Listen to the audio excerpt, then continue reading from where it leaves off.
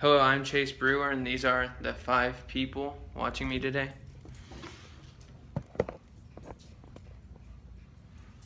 Okay, so hello, and Dank u voor uw komst. today I'm giving my speech over Belgium, and if you were to have to travel over there and do business, that first thing you heard, which is Dank u voor uw komst. is Dutch for thank you for coming, and that's the majority spoken language over there. It's spoken by 60% of the nation, and it's one of 3 national languages. The other 2 are French and German.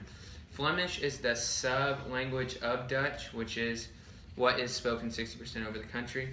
And that was given to me by BBC European Language, and that was last updated October 2014. There are 11 million people who live in Belgium, and with that 11 million people, it helps bring up their GDP, which is very high, and they do it through their various industries and services. Some recent news that's happening in Belgium right now is there's this big soccer tournament called the Euros, and it's held in France. And Belgium has one of the most elite teams over there in the tournament, and they have a really good chance of winning it all. And so most Belgians, if not all, are very tuned in. They actually played a game today, and it's a very big thing over there.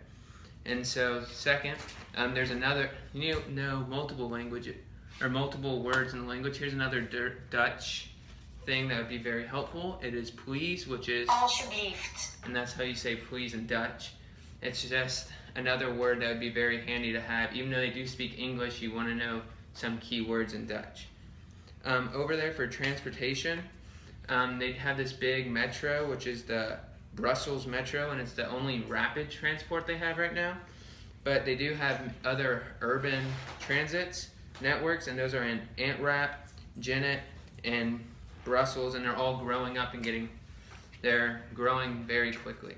And if you do go over in Belgium, you want to make sure you bring a coat, because their average temperature is 49.64 degrees Fahrenheit. And especially if you're coming here from Texas, you want to make sure you bring a big, hefty coat.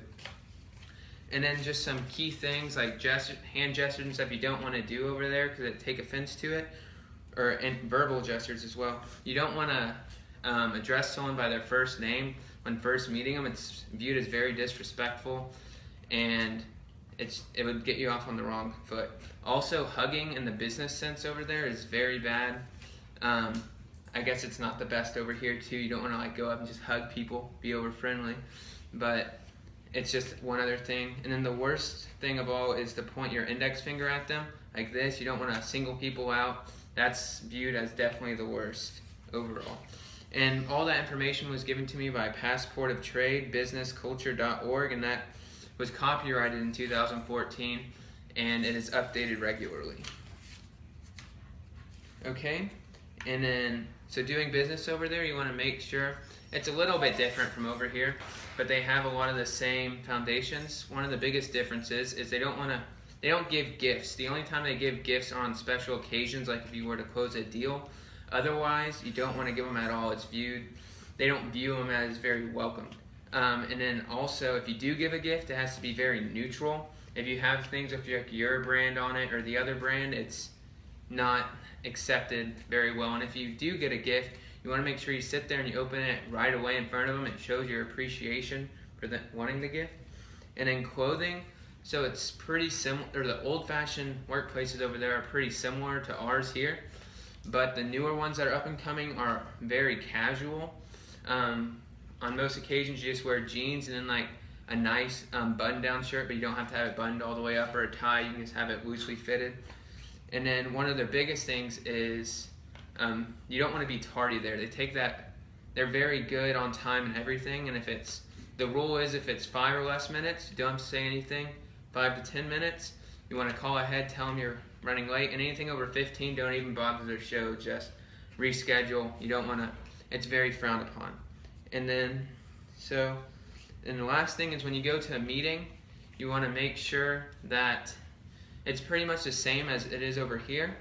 The only main difference is that, so you walk in, you greet them all the same, and then you give them their business card. That's the first thing you do. You give them your business card. and they'll sit there and they'll review everything on your business card, check everything for a couple of minutes. And trust me, it might seem like a little bit long and like a little bit awkward, but it's time well spent. So overall, business in Belgium, it's pretty good. They have a high GDP. I would recommend it. They're a growing country. They're not as big as USA, obviously, but they're up and coming. And it's pretty similar over here to there.